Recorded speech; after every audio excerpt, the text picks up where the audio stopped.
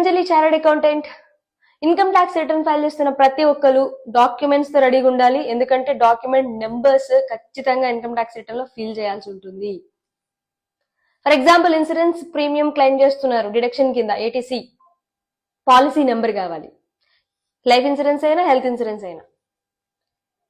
Interest on housing loan claim చేస్తున్నారు 24B, interest amount, loan ఎంతకు తీసుకున్నాము, ప్రిన్సిపల్ అమౌంట్, లోన్ తీసుకున్న డేట్, 31 మార్చికి loan outstanding, loan account number.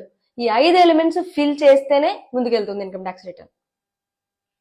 Provident fund contribution claim చేస్తున్నారు eighty C కింద, PF account number కావాలి. NSC saving certificate contribution claim చేస్తున్నారు eighty CCD subsection 1, ఏటీసీసీడీ కింద కానీ.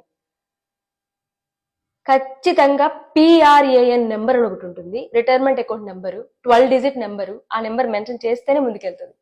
ఏదో ఒక నెంబర్ వేస్తే వెళ్దాం. ఆ 12 digit account number NSC saving statement లో కానీ లేదా ఎన్ఎస్సి కార్డు మీద కానీ ఉంటుంది. ఈ డీటెయిల్స్ అన్ని రెడీగా పెట్టుకొని అప్రోచ్ అవ్వండి మీ సీఏని.